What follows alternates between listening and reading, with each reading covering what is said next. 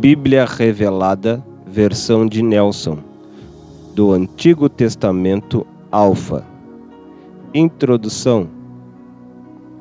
O autor e o testemunho da Bíblia. O autor da Bíblia é o Pai. Embora a palavra subsista antes da encarnação de Cristo, o autor da palavra de Deus é o Pai, pois é o Pai que proclama o Verbo, e o Verbo sai de suas entranhas como palavra dita e vivificante. É por isso que depois da ressurreição de Cristo, encontramos o Verbo explicando o próprio Verbo aos discípulos de Emaús, mas sempre o Verbo flui da boca do Pai. A Bíblia contém a palavra de Deus e é, ao mesmo tempo, a palavra de Deus. Mas nem tudo o que está escrito na Bíblia procede da boca de Deus. Aquilo que foi escrito e canonizado é o registro, pois o registro é inspirado e aquilo que foi escrito às vezes é a narrativa daquilo que um ímpio pronunciou. E tornou-se um registro inspirado, mas não foi uma palavra que saiu da boca de Deus. Está ali como um mecanismo de ensino, advertência ou com alguma mensagem de vida final. Esta era a confusão que o diabo queria gerar em Mateus capítulo 4, quando estava provando a Cristo no deserto, questionando a sua divindade, sem ter conhecimento de que o verbo pode ser escrito ou dito, pois o verbo dito o venceu e ele fugiu. E somente o verbo tem poder sobre o escrito e o poder do dito, isto é, a palavra profetizada. Vemos a palavra procedendo da boca do incrédulo Tomé, de um angustiado Pedro, de espíritos malignos falando através dos amigos de Jó.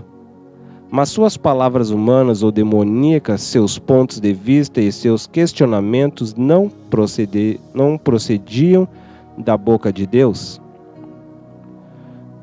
No entanto, o registro daquilo que eles disseram faz parte do conteúdo bíblico e está ali para nós tirarmos as nossas lições, pois Deus não esconde desejos, pecados, ansiedades, erros e acertos do homem. Todavia, somente a palavra que procede da boca de Deus pode nos dar vida.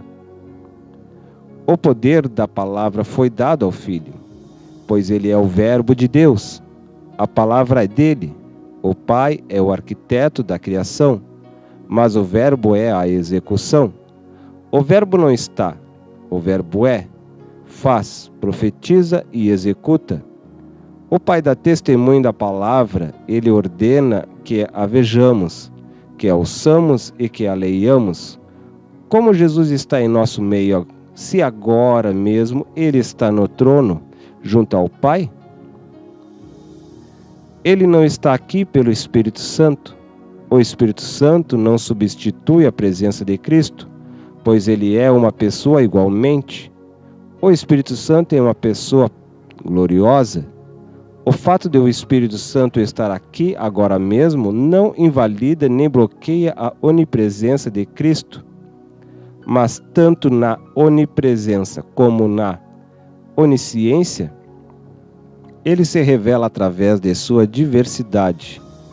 Jesus Cristo está em nosso meio pela sua palavra. Como podemos crer na Bíblia?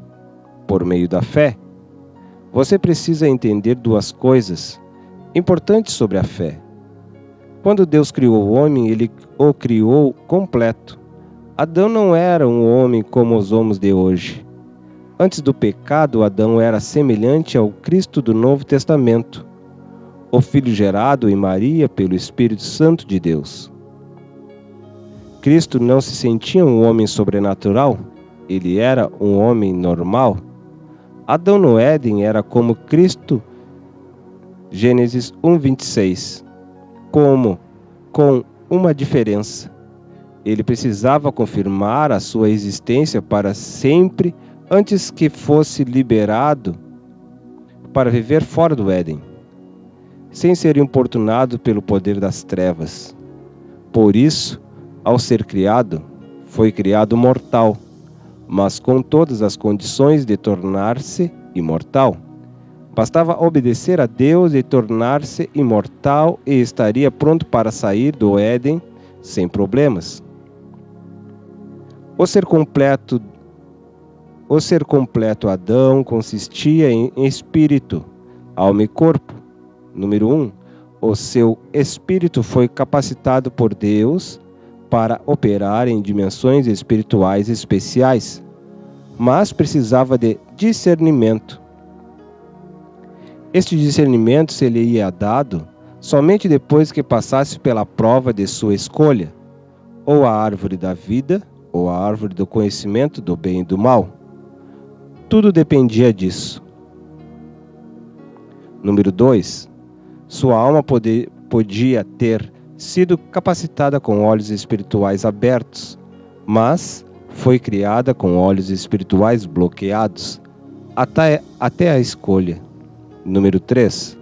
Mas somente o seu corpo tinha olhos físicos abertos, isto é, das 3 dimensões. Somente os olhos do corpo estavam abertos. Os olhos da alma deveriam ser abertos depois que Adão decidisse entre a obediência e a desobediência, entre a árvore da vida e a árvore do conhecimento do bem e do mal. O diabo sempre está dizendo ao homem o mesmo que falou a Eva, abre aspas, é assim que disse Deus, fecha aspas.